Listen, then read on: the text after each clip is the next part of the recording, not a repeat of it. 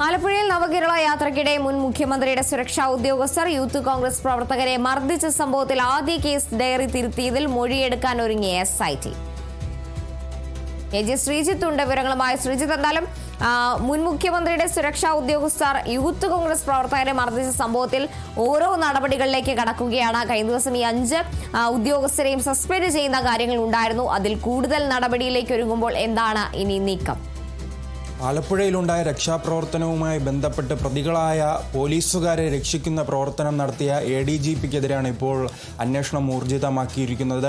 അന്ന് അദ്ദേഹം ഇതുമായി ബന്ധപ്പെട്ടുണ്ടായ ആദ്യത്തെ കേസ് ഡയറി തിരുത്തിയതായുള്ള വിവരങ്ങൾ പുറത്തുവരുന്നിരുന്നു. അതിൻ്റെ അടിസ്ഥാനത്തിലാണ് ഇപ്പോൾ SIT അന്വേഷണം വ്യാപിപ്പിച്ചിരിക്കുന്നത്. അന്നത്തെ ആലപ്പുഴയിലെ പോലീസ് ഉദ്യോഗസ്ഥരുടെ മൊഴിയെടുക്കും. അതോടൊപ്പം തന്നെ ഈ ADGP ഓഫീസിലെ മറ്റുദ്യോഗസ്ഥരുടെ മൊഴിയെടുക്കുവാനാണ് ഇപ്പോൾ അന്വേഷണ സംഘത്തിൻ്റെ തീരുമാനം. അതോടൊപ്പം തന്നെ ഈ കേസുമായി ബന്ധപ്പെട്ട് ഇപ്പോൾ തന്നെ 5 പേരെ സസ്പെൻഡ് ചെയ്തിട്ടുണ്ട്. അവർക്കെതിരെ കൂടുതൽ വകുപ്പുകൾ ചുമത്താനും SIT തീരുമാനമായിട്ടുണ്ട്. ഇപ്പോൾ ആയുധം ഉപയോഗിച്ചു എന്നതാണ് അനാവശ്യമായി.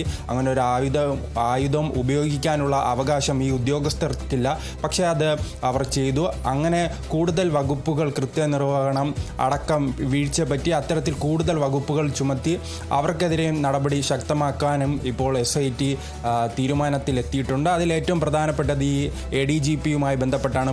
മുൻകാലങ്ങളിൽ നമുക്കറിയാം ഈ ADGP അജിത് കുമാറുമായി ബന്ധപ്പെട്ട് പല വിവാദങ്ങളും ഉയർന്നു വന്നിരുന്നു. അപ്പോഴും അന്നത്തെ സർക്കാർ പൂർണ്ണമായി തന്നെ ADGPയെ സംരക്ഷിക്കുന്ന ഒരു നിലപാടാണ് അന്ന് കൈക്കൊണ്ടിരുന്നത്. അപ്പോൾ അതിനൊരു പ്രത്യുപകാരമായിട്ടാണോ ഈ കേസ് ഡയറി തിരുത്തിയതെന്ന രീതിയിലും ഇപ്പോൾ രാഷ്ട്രീയമായി തന്നെ വിമർശനങ്ങൾ ഉയരുന്നുണ്ട്. തുടക്കം തന്നെ നിലവിലെ ആലപ്പുഴയിലെ MLA ഈ ADGPക്കെതിരെ ആരോപണങ്ങൾ ഉന്നയിച്ചിരുന്നു. അന്ന് ഈ കേസ് പൂർണ്ണമായി തന്നെ അട്ടിമറിക്കാൻ ശ്രമം നടത്തിയത് ADGP അജിത് കുമാറാണ്.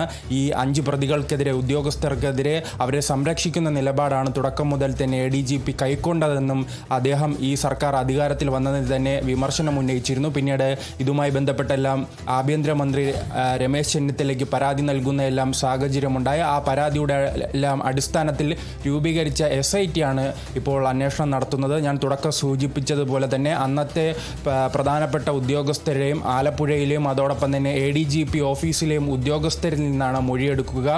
വരും ദിവസങ്ങളിൽ ADGPയിൽ നിന്നും കൂടുതൽ മൊഴിയെടുക്കാനുള്ള തീരുമാനത്തിലേക്കെല്ലാം SIT കടക്കുകയാണ്. എന്തായാലും ഇതുമായി ബന്ധപ്പെട്ട് ഊർജിതമായ അന്വേഷണം തന്നെയാണ് ഉണ്ടാകുന്നത്. ആദ്യത്തെ മന്ത്രിസഭാ യോഗത്തിൽ തന്നെ VD സതീശൻ വ്യക്തമാക്കിയതാണ് ഈ കേസുമായി ബന്ധപ്പെട്ട് കൂടുതൽ നീക്കങ്ങളുണ്ടാകും. അതോടൊപ്പം തന്നെ തങ്ങളുടെ കുട്ടികൾക്ക് ഏറ്റ മർദ്ദനവും അവർ ഒഴുക്കിയ രക്തത്തിനും അത് മറക്കില്ലെന്നും അദ്ദേഹം വ്യക്തമാക്കുന്നു. ആ മറക്കാത്തൊരു സംഭവം തന്നെയാണ് ഇപ്പോൾ വരും ദിവസങ്ങളിലും കാണുന്നത്. ഇപ്പോൾ നാം തുടർച്ചയായി തന്നെ കണ്ടുകൊണ്ടിരിക്കുന്നത്. അപ്പോൾ അതിൻ്റെ ഒരു തുടർച്ച വരും ദിവസങ്ങളിൽ ഉണ്ടാകാനുള്ള സാധ്യതയാണ് കാണുന്നത്. കൂടുതൽ പേരിൽ നിന്നും മൊഴിയെടുക്കും. അവസാന ഘട്ടത്തിൽ എന്തായാലും അജിത് കുമാറിൽ നിന്നും മൊഴിയെടുക്കണമെന്നും SIT തീരുമാനത്തിലെത്തിയിരിക്കുന്നു.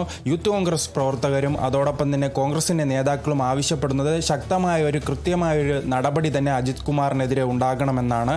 അത് ഈ അന്വേഷണത്തിൽ ഉണ്ടാകാനുള്ള സാധ്യതയാണ് ഇപ്പോൾ വഴി തെളിയുന്നത്. ശരി, ശ്രീജിത്താണ് വിവരങ്ങൾ നൽകിയത്.